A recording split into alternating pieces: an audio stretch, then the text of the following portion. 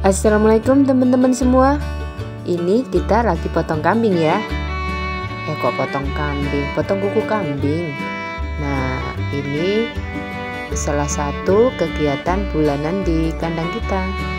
Jadi setiap bulan itu kuku kambing itu harus dipotong sebagai kegiatan bulanan.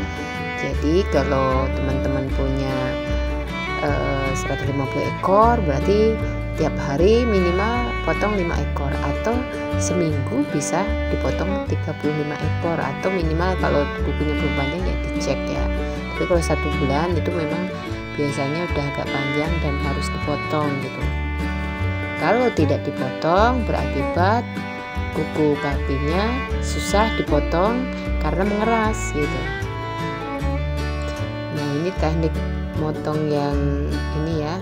Kalau kandangnya sempit, jadi kita turunkan dulu pakai catut ini nih, catut bangunan ya. Ini harganya sekitar 60.000 ya. Kita pilih yang agak bagus gitu. Nah, kita ambil yang bagian yang di luar, yang ini ya. Jadi yang kayak ada melengkungnya gitu. Jadi jangan terlalu dalam juga, nanti bisa berdarah dan bisa bikin pincang gitu kalau kita memotongnya salah gitu. Nah, biasanya ada penjepit, itu lebih bagus ya. Kalau yang punya penjepit kebetulan kita belum ada, jadi dijepit aja pakai kaki seperti ini, bisa jadi solusi walaupun ya resikonya bergerak-bergerak gitu. Dulu kita pernah ada kejadian, jadi yang sangat udah lama ya, mungkin dari mitra itu tidak dipotong-potong, akhirnya kita motongnya pakai itu pemotong keramik itu ya, pakai mesin, karena sudah nggak bisa lagi pakai tang seperti ini. Ini khusus yang rutin dipotong, jadi lebih mudah gitu. Ada juga yang bentuknya itu kayak pisau ya, jadi kayak pisau gitu. Tapi memang kalau yang bergerak-bergerak gini yang kayak pisau agak susah ya. Jadi karena nanti kalau kita salah bergerak itu bisa melukai gitu. Maksudnya kambingnya ya, maksudnya kambingnya gerak-gerak gitu terus gitu.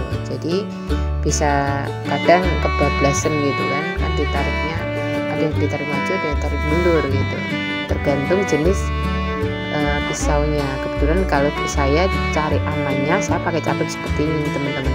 Ada juga yang bentuk gunting ya, guntingnya itu saya beli sekitar 100.000 gitu. Ini diambil yang kira-kira ini ya, istilahnya biasanya yang dia agak numbuhnya di samping aja gitu. Kalau yang ada di bantalan itu biasanya kalau ikut kepotong biasanya berdarah gitu. Jadi teman-teman juga harus paham, oh dipotongnya sebatas mana. Tapi kalau udah rutin motong nanti bisa tahu, oh sebatas ini nih cukup dipotong ya, kayak tangan kita aja.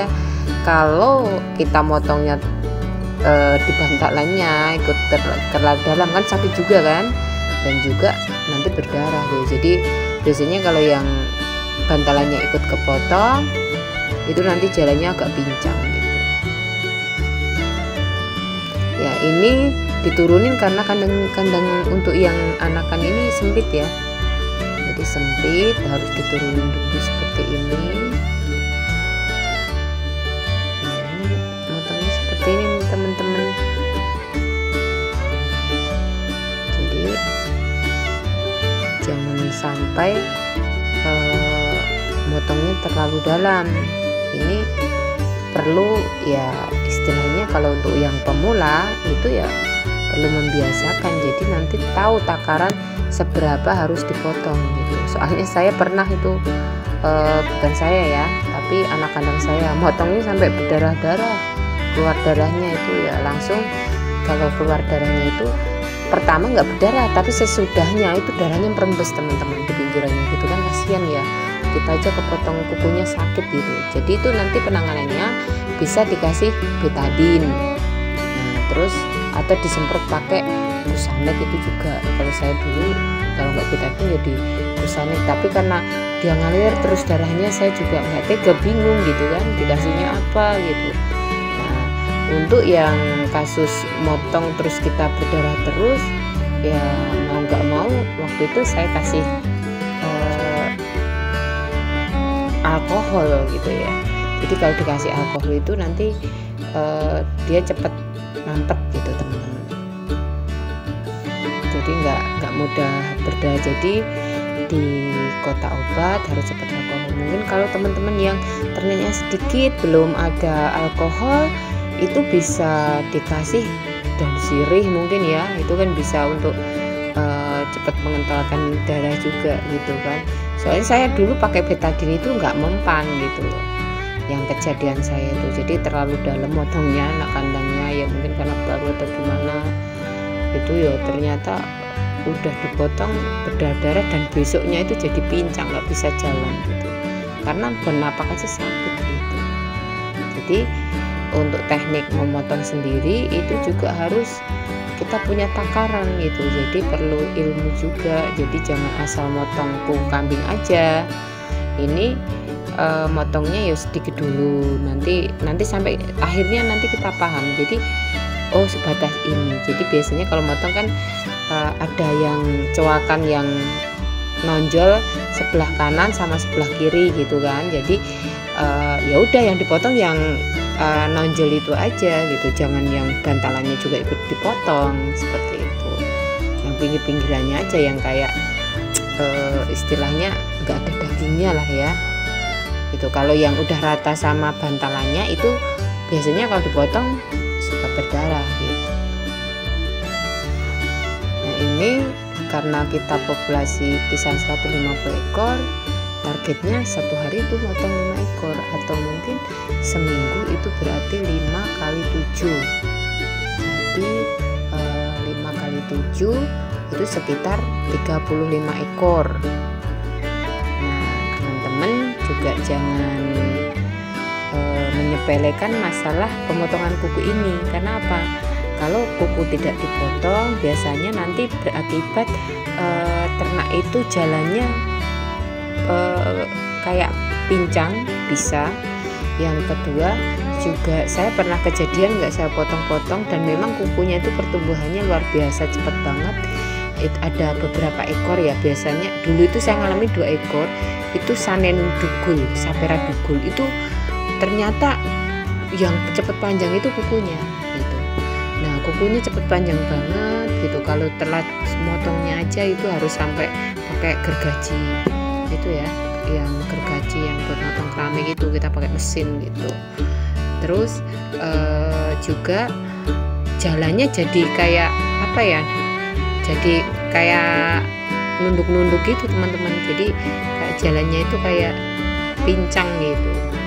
Nah itu nanti kalau jalannya pincang kita nggak rawat, itu nanti akan menurunkan nilai jual ternak kita. Jadi sebaiknya dirawat dengan baik, apalagi yang kambing-kambing yang mahal dan kambing-kambing yang punya potensi bagus, itu perawatannya juga harus ekstra.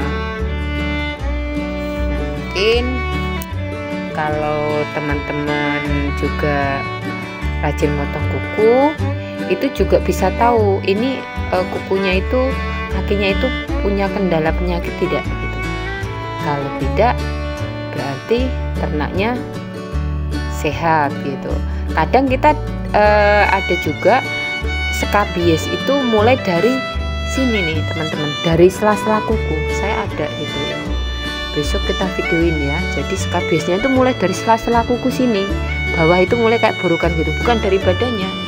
Oh ini kayak gitu ya. Jadi apa pengaruh mungkin kakinya. Jadi kalau kakinya itu udah itu nanti nyebar ke atas ke nanti lama-lama ke badan gitu. Terus kadang ada yang ada belatungnya juga busuk juga gitu kan. Jadi kan bisa ketahuan ketika kita perawatan bagus. Bagaimana juga kambing atau domba yang kita miliki itu harus terdeteksi kukunya sehat.